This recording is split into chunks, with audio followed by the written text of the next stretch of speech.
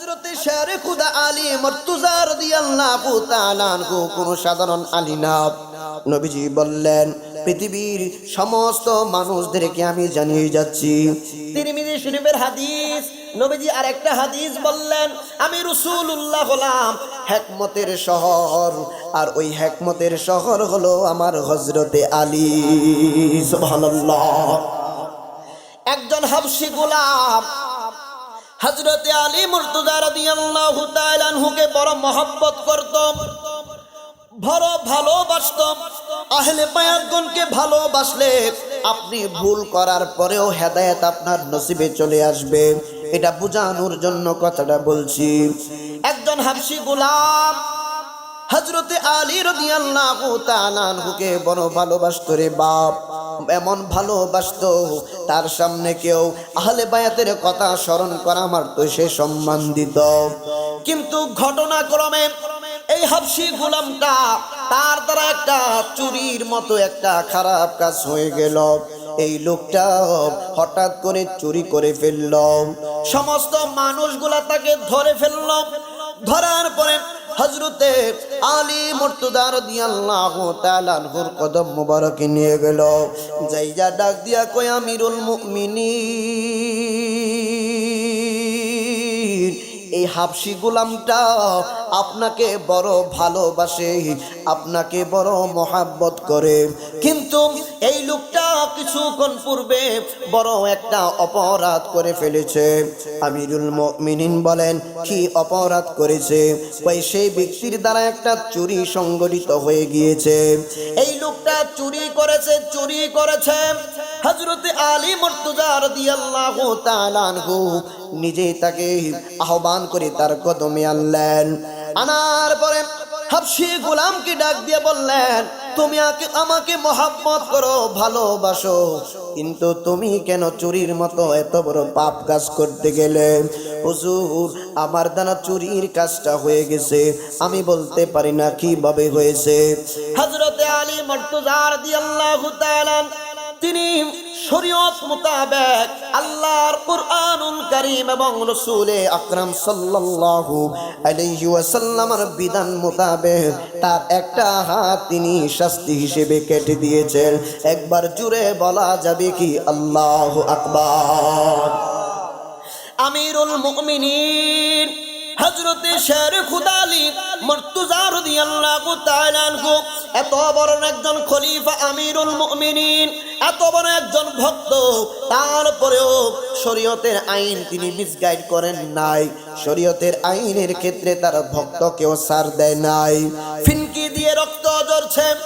এই হাবশী গোলামটা কাটা হাত লইয়া বাড়ির দিকে যেই মাত্র রওনা দিল, রওনা দেওয়ার পরে পথিমধ্যে প্রবীণ একজন সাহাবীর সঙ্গে তার সাক্ষাৎ হয়ে গেল। প্রবীণ একজন সাহাবী হযরতে সালমান ফারসি রাদিয়াল্লাহু তাআলা এবং সাথে আরেকজন সাহাবী ছিলেন। হাবশী গোলাম যেই মাত্র বাসার দিকে যেতে লাগলেন, পথের মধ্যে নবীজির একজন প্রবীণ সাহাবীর সঙ্গে তার সাক্ষাৎ হয়ে গেল। একজনের নাম হচ্ছে হযরতে সালমান ফারসি রাদিয়াল্লাহু তাআলা। ওনার সঙ্গে আরেকজন সাহাবী ছিলেন। ওই সাহাবীটা তাকায়া দেখলেন একটা হাবশী গোলাম কাটা হাত লইয়া তার বাসার দিকে তাড়াতাড়ি করে যাচ্ছেন। ওই সাহাবীটা ডাক দিয়া বললেন, হে হাবশী গোলাম, তুমি তাড়াহুড়া করে বাসার দিকে যাচ্ছ, কিন্তু তোমার হাতের দিকে তাকায়া আমি যতটুকু বুঝলাম তোমার একটা হাত কাটা। বলো না, তুমি কাটা হাত লইয়া কোথা থেকে এসেছ? এই হাবশী গোলাম ডাক দিয়া কয়, শুনুন, আমি কোনো এক কারণে চুরির মতো অপরাধের মধ্যে আমি জড়িয়ে গেলাম।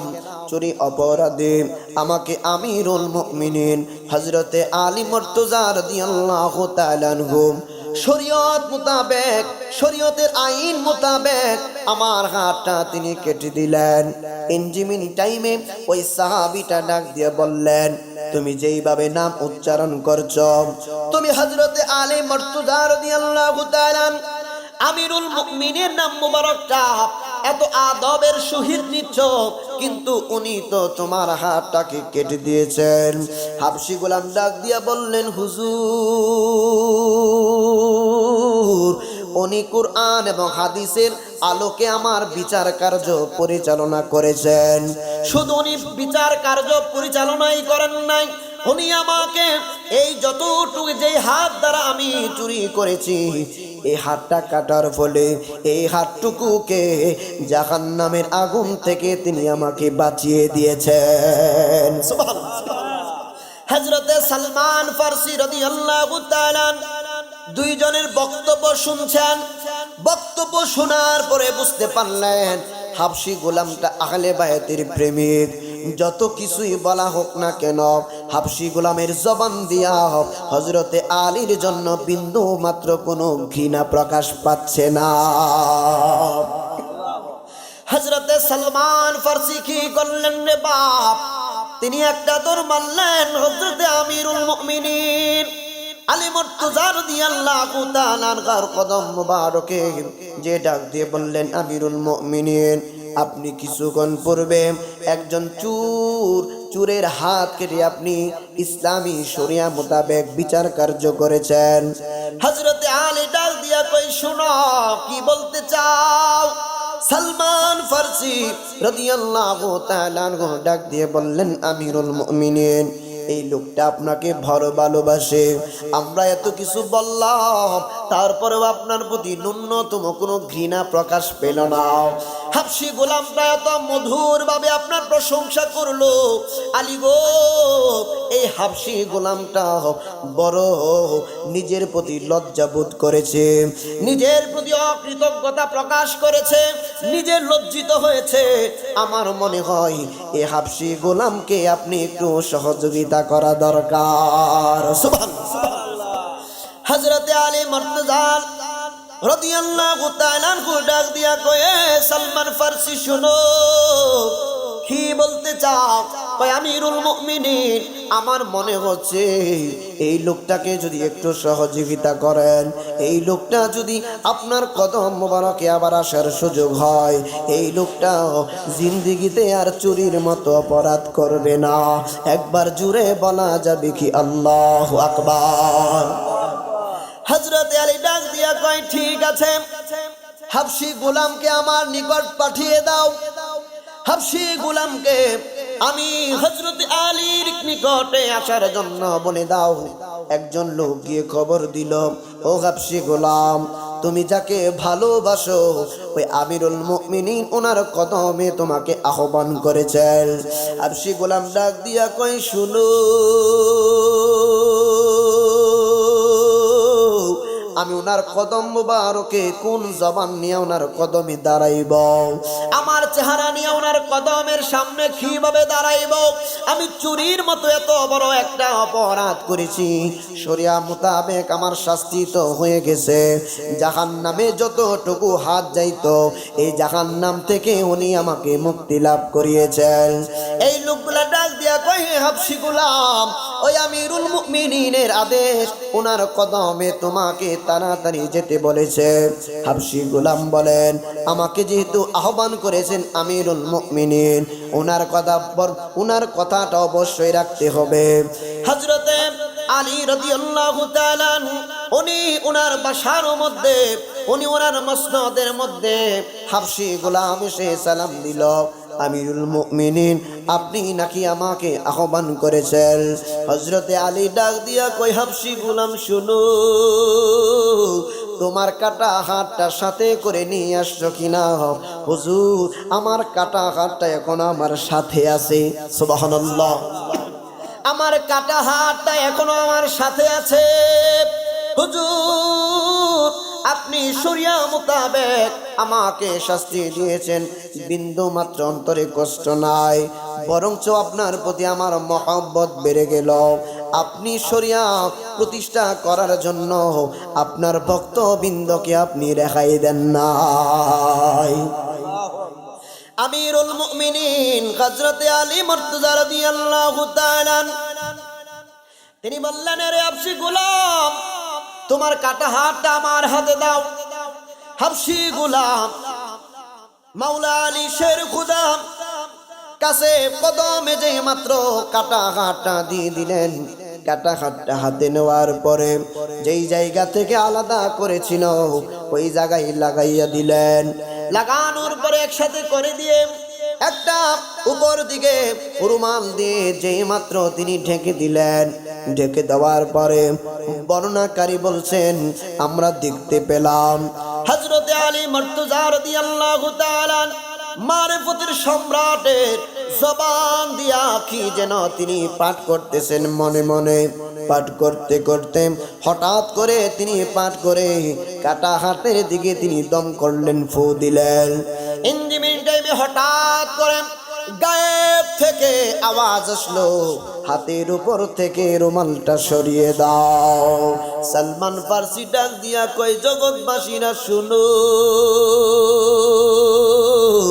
যেই মাত্র কাটা হাতের উপর থেকে রুমাল খানি সরিয়ে দেওয়া হলো, সরানোর পরে তাকিয়ে দেখি ওই লোকটার কাটা হাত তার কাটা হাত নয়, আগের মতো স্বয়ং সম্পূর্ণ ভালো হয়ে গেছে।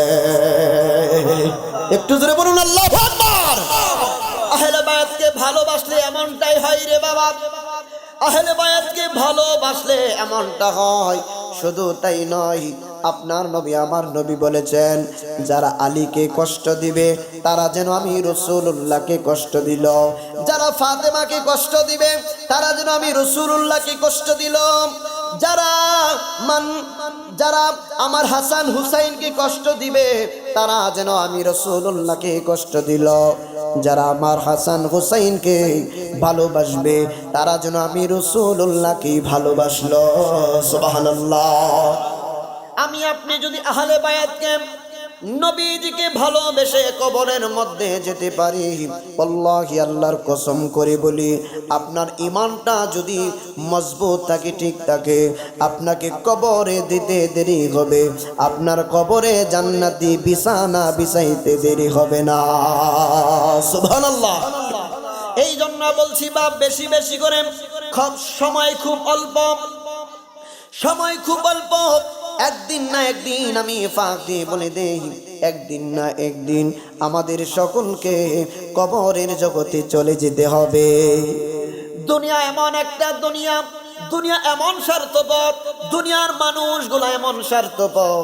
আপনি যতই মানুষের কলিজার টুকটা থাকেন না কেন, আপনি যতই আপনার বাবার আদরের সন্তান হন না কেন, আপনার বাবা যতই আপনার মহব্বতের মানুষ হোক না কেন, আপনার বাবাটা যেদিন দুনিয়া ছেড়ে চলে যাবে, আপন সন্তান নিজ হাতে কবরের মধ্যে রেখে আসবে। আজকে যে চেহারা নিয়ে, আজকে যে শক্তি নিয়ে, আজকে টাকা পয়সা বেশি বেশি ইনকাম করার কারণে আপনি যে অহংকার করছেন, তাকাব্বুরি করছেন, মানুষদেরকে মানুষ মনে করছেন না, আপনি মারা যাওয়ার পরে কোনো ধনী লোক আপনার লাশের গোসল দেবে না, আপনি মারা যাওয়ার পরে কোনো ধনী লোক আপনার কাফনের কাপড়টা আনার জন্য বাজারের মধ্যে যাবে না, আপনি মারা গেলে কোনো ধনী মানুষগুলা এই যে যার বাঁশের মধ্যে বাঁশ কাটতে যাবে না, যে মানুষগুলো আপনার কাফনের কাফন আনতে যাবে তারা গরিব মানুষ, ঠিক না বেঠিক? যেই মানুষগুলো আপনার বাঁশজারের মধ্যে বাঁশগুলা কাটতে যাবে, আপনার পাড়া প্রতিবেশীর মধ্যে যারা গরিব মানুষ তারাই যাবে। আপনি মারা যাওয়ার পরে কবরের মধ্যে যারা নামবে, আপনার প্রতিবেশী যারা গরিব মানুষ যারা তারাই নামবে। তাহলে বোঝা গেল টাকা হইলেই সে আপনার আপন হতে পারে, টাকা হইলেই আপনার সে আপন নয়। আপনার আপন হলো কবর পর্যন্ত আপনাকে সহি সালামতে যিনি রেখে আসবেন, উনি হচ্ছে আমার আপনার বড় আপন। সুবহানাল্লাহ। ও তোর পিছে পিছে ঘুরছে সমন, পিছে পিছে ঘুরছে সমন, কোন দিন জানি তোর হবে সমন জারি, দেখ না মন ঝাঁক মারিয়ে দুনিয়াদারি, দেখ না মন ঝাঁক মারিয়ে দুনিয়াদারি। ভাই বন্ধু আর আপন জনা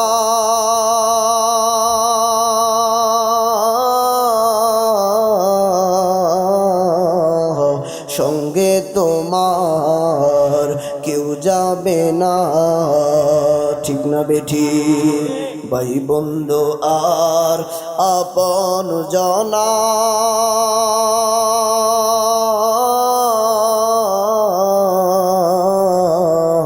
সঙ্গে তোমার কেউ যাবে না। ও তুমি আইসো একা যাইবা একা, আইসো একা যাইবা একা, সঙ্গে তোমার কেউ রবে না। দেখ না মন ঝাঁক মারিয়ে দুনিয়াদারি, ঠিক না বেঠি? আজকে আপনি কবরে চলে যান, এক সপ্তাহ পরে, বেশি দিন লাগবে না, এক সপ্তাহ পরে আপনার এলাকার সকল কিছু স্বাভাবিকভাবেই চলতে থাকবে। আপনাকে এলাকার কোনো মানুষগুলো আর মনে রাখবে না, ঠিক না বেঠি? আপনার সন্তান অনায়াসে চাকরির মধ্যে প্রবেশ করে যাবে, ডিউটি করবে। আপনার বিবি আপনার সন্তানদেরকে নিয়ে 3 বেলা যে খাবার খাইতো আপনার সাথে বসে, ঠিক একইভাবে আপনার বিবি এবং সন্তানরা 3 বেলায় কিন্তু খাবার গ্রহণ করবে। আপনি চলে যাওয়ার কারণে 1 বেলার খাবারও কমবে। এমনটা হবে না যে বাবার মহব্বতে 1 বেলা খাবো না, এমনটা হবে না। আপনার বাবাও আপনি চলে গেলে 1 বেলা খাওয়া কমবে না। কিন্তু দুনিয়া থেকে যেহেতু চলে যেতে হবে, দুনিয়ার লোভ লালসার মধ্যে পড়ে আমাদের ঈমানগুলা যাতে নষ্ট না হয়। নবী আমার উম্মতদেরকে বলছেন, এ উম্মত শোনো, মানুষ মৃত্যুবরণ করার পরে তার সমস্ত আমল বন্ধ হয়ে যায়, কিন্তু 3টা জিনিস তার জন্য খোলা থাকে। কয়টা জিনিস? কিছু শিখতে হবে। কয়টা জিনিস? এক নাম্বার হচ্ছে সে যদি দুনিয়ার মধ্যে কোনো এমন নেক কাজ করে যায়, জনকল্যাণমূলক কাজ করে যায়, যেমন রাস্তাঘাট নির্মাণ, পুল নির্মাণ, ব্রিজ নির্মাণ, একটা আউরের মধ্যে, একটা মহল্লার মধ্যে মানুষ পানি খাইতে পারে না, এই মানুষগুলা পানি যাতে খাইতে পারে একটা নলকূপ বসায়া দিলেন, নলকূপ বসায়া দিলেন। আপনি নলকূপ বসায়া দিলেন অথবা দান সদকা করলেন, এটা আপনার কবরে কিয়ামত পর্যন্ত সওয়াব পৌঁছাইতে থাকবে। শুধু তাই নয় রে বাবা, 2 নাম্বার হচ্ছে এমন ইলম অর্জন করা, যে ইলম অর্জন করার পরে আপনি অপরজনের কাছে ইলমটা পৌঁছিয়ে দিলেন। এক্সাম্পল, আপনি ধরেন কোরআনুল কারীম বিশুদ্ধভাবে তেলাওয়াত করতে পারেন, আমাকে আপনি কোরআন শিক্ষা দিলেন, হাদিসের দরজ দিলেন। আপনি মারা গেলে দুনিয়ার জমিনের মধ্যে যতদিন পর্যন্ত কোরআনুল কারীম তেলাওয়াত করব, আমি যতটুকু সওয়াব পাবো তত সম পরিমাণ সওয়াব আপনার কবরের মধ্যে যাইতে থাকবে। 3 নাম্বার হচ্ছে তিরমিজি শরীফের হাদিস, আমি এবারও টানছি না, আরবি টানছি না সময়ের কারণে।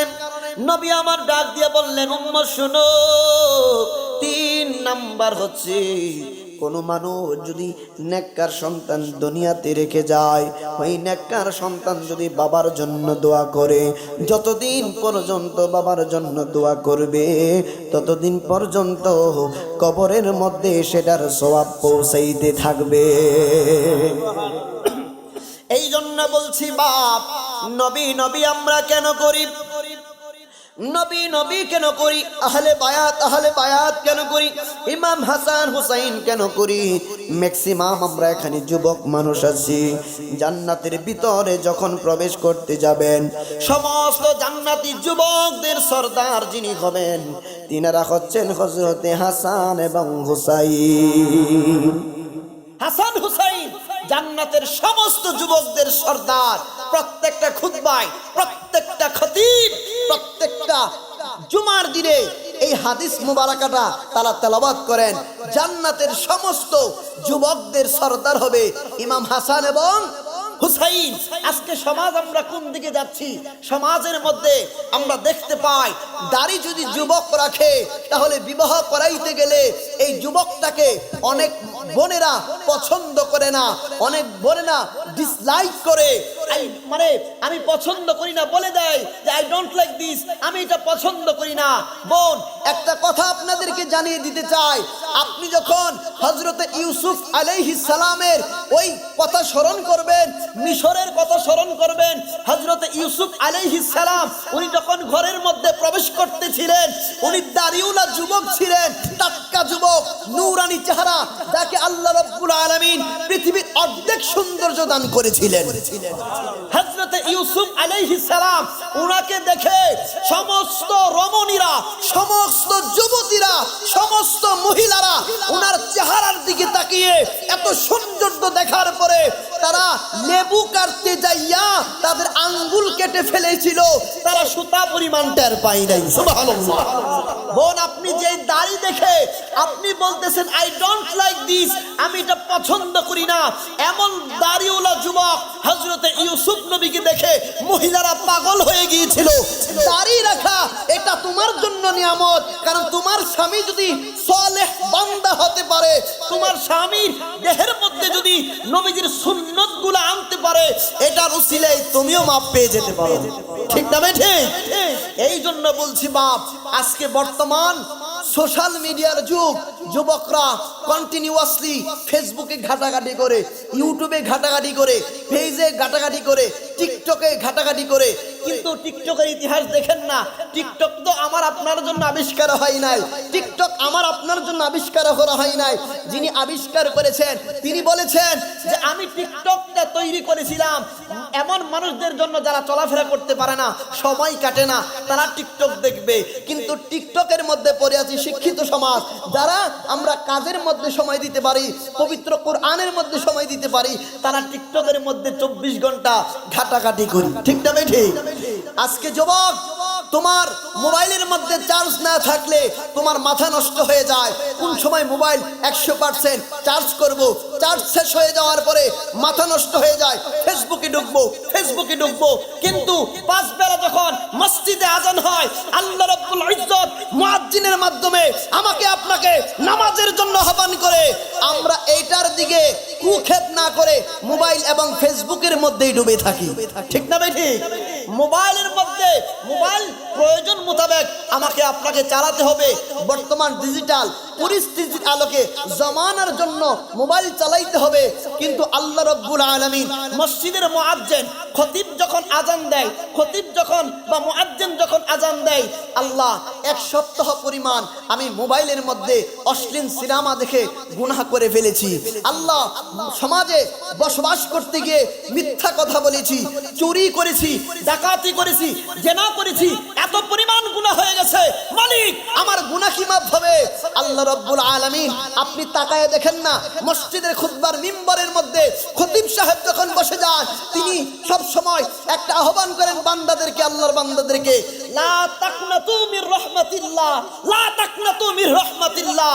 আপনি যখন গুনাহ করতে করতে এমন গুনাহগার হয়ে গেছেন, এলাকার মানুষ আপনাকে এলাকা থেকে বের করে দিল, আপনার মা বলল তোর ঘরের জায়গা নাই, আপনার বাবা বলবে বাবারে তোমার অত্যাচারে এলাকার মানুষ আমাকে আর ভালো বলছে না, মন্দ বলছে, তোমাকে বাসা থেকে বের করে দেওয়ার জন্য। আমার বাসাতে তোমার জায়গা নাই। মা বলবে আমার বাসাতে তোর জায়গা নাই, তোর জন্য আমার বদনাম হয়ে যাচ্ছে। ভাই তো বলবে আমি তো আরো আগে নাই, তুমি চলে যাও এলাকা ছেড়ে। সমস্ত মানুষগুলা যখন আপনাকে দূর দূর করে তাড়িয়ে দিবে, তখন আল্লাহর বাণী মসজিদের খতিব সাহেব শুনিয়ে দিচ্ছেন, লা তাকনাতু মির রাহমাতিল্লাহ, বান্দারে সমস্ত মানুষগুলা তুমি পাপ করেছো, গুনাহ করেছো, সমস্ত মানুষ থেকে তোমাকে দূরে সরিয়ে দিচ্ছে, কিন্তু আমি মালিক, আমি আল্লাহ বড় মায়া করে মহব্বত করে তোমাকে বানিয়েছি। বান্দা তুমি মসজিদের ভিতরে যাও, খতিব কি বলছে, লা তাকনাতু মির রাহমাতিল্লাহ, আমি আল্লাহর রহমত হইতে নৈরাশ হও না। মসজিদের ভিতরে গিয়ে আমি আল্লাহর কুদরতি কদমে যদি সাজদার মতো একটা সেজদা দিতে পারো, আমি আল্লাহ কথা দিলাম তোমার জীবনের গুনাহ মাফ করে দেব। তাহলে আল্লাহ আমাদেরকে সবচেয়ে বেশি ভালোবাসে, আল্লাহ আমাদের সবচেয়ে বেশি। আজকে আপনি হজ করতে যান না, যারা হাজি আছেন খানায় কাবা মাতাফে তওয়াফ করলেন, তওয়াফ করার পরে আপনার অন্তর সাক্ষী দিচ্ছে আমার গুনাহ মনে হয় মাফ হয় নাই। আপনি মুজদালিফায় চলে গেলেন, অন্তর তখনও সাক্ষী দেয় মালিক জীবনে কত চুরি করেছি, কত জেনা করেছি, মনে হয় মাফ হয় নাই, মনে হয় মাফ হয় নাই। এটা কিভাবে সম্ভব? How is possible this matter? এটা সম্ভব নয়। আপনি মুজদালিফায় চলে গেলেন, আরাফার ময়দানে গিয়ে কান্নাকাটি করছেন, আল্লাহ আমার গুনাহগুলি মাফ করে দাও, আমার গুনাহগুলি মাফ করে দাও। আল্লাহ তখন ওই বান্দার অন্তরে তখনও সান্ত্বনা আসে না, আমার গুনাহ মনে হয় মাফ হয় নাই। আল্লাহ রাব্বুল আলামিন তার হাবিবে কিবরিয়া হুজুরপুর নূর সাল্লাল্লাহু আলাইহি ওয়াসাল্লামকে সুসংবাদ দিচ্ছেন। আমার আল্লাহ পবিত্র কুরআনে বলছেন, ওয়া ইযলামু আনফুসাহুম জাউকা ফাস্তাগফিরুল্লাহ ওয়াস্তাগফারা লাহুমুর রাসূলু লাওয়াজাদুল্লাহ তাওয়াবার রহিমা। বন্ধু নবী গো, খানায় কাবা তওয়াফ করার পরেও যদি অন্তর সাক্ষী দেয় গুনাহ মাফ হয় নাই, মুজদালিফায় যাওয়ার পরেও যদি অন্তর সাক্ষী দেয় গুনাহ মাফ হয় নাই, আরাফার ময়দানে কান্নাকাটি করার পরেও যদি অন্তর সাক্ষী দেয় গুনাহ মাফ হয় নাই, তাদেরকে বলে দেন যাওকা, আপনি রাসূলুল্লাহ কদমে যাওয়ার জন্য, আপনি রাসূলুল্লাহ কদমে গিয়ে আপনার ওসিলা দিয়ে আমি আল্লাহর দরবারে তওবা করতে দেরি হবে, তাদের জীবনে গুনাহ মাফ হতে দেরি হবে না। তাহলে আপনকে আল্লাহ এবং তার রাসূল, আল্লাহ এবং তার রাসূল, আল্লাহ এবং তার রাসূল ছাড়া পৃথিবীতে কেউ আপন হতে পারে না। কারণ আপনি দেখেন না, আপনি একবার ডাক দেন, দুইবার ডাক দেন, তিনবার ডাক দেন, আপনার বাবা হোক, আপনার মা হোক, আপনার ভাই হোক, আপনার বিবি হোক, আপনার সন্তান হোক, 10 বার 20 বার 30 বার ডাক দিলে আপনার আপনজনগুলা বিরক্ত হয়ে যাবে, বিরক্ত বোধ ভাব পোষণ করবে। কিন্তু মালিক বলে বান্দা যখন জপে সুবহানাল্লাহ সুবহানাল্লাহ আল্লাহু আকবার আল্লাহু আকবার, কোন ব্যক্তি 50 বার বলে, কোন ব্যক্তি 100 বার বলে, কোন ব্যক্তি 1000 বার বলে, আল্লাহ বলেন আমার বান্দা যত আমি আল্লাহকে ডাকে ততই আমার কাছে মজা লাগে। আর যদি বলুন সুবহানাল্লাহ। তাহলে বোঝা গেল আল্লাহ এবং তার রাসূলের কাছে আমরা প্রিয়। আমরাও যদি আল্লাহ এবং তার রাসূলের কাছে প্রিয় হতে যাই বা প্রিয় হতে পারি, এটার ওসিলায়, এই ঈমানের ওসিলায় আমরা একদিন না একদিন আল্লাহর জান্নাতে প্রবেশ করতে পারবো। যদি বলুন সুবহানাল্লাহ। আপনাদের কি কষ্ট হচ্ছে? আমার সাথে কথা বলবেন, কষ্ট হচ্ছে? আর বেশি করে না, আর 20টা মিনিট আছে, 15 মিনিট আছে আজান দেওয়া। আমাদের মসজিদের সম্মানিত মুয়াজ্জিন সাহেব আসছেন। তো যেটা বলতেছিলাম, আহলে বায়াতের প্রেম থাকলে আপনি কখনোই জাহান্নামে যাবেন না। আহলে বায়াতের ওসিলায় দেখেন, আপনার বাবার সাথে অন্যায় করলে যদি বদদোয়া দেয় মাপ পাবেন? বলে না মাপ পাবেন? মা যদি বদদোয়া দেয় মাপ পাবেন? এখন দেখেন কি বলতেছে হযরতে আলী মুর্তজা রাদিয়াল্লাহু তাআলা